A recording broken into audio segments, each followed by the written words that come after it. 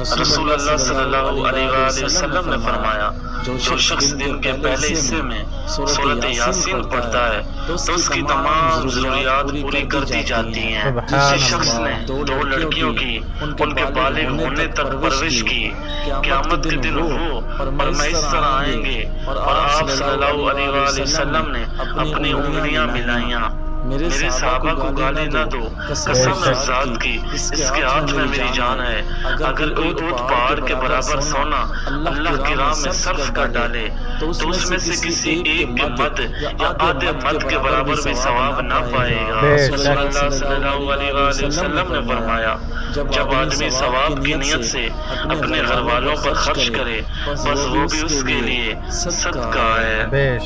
ये एक आदत जिस इंसान में हो वो इंसान बदनसीब और बदबख्त होता है। जो इंसान नमाज नहीं पढ़ता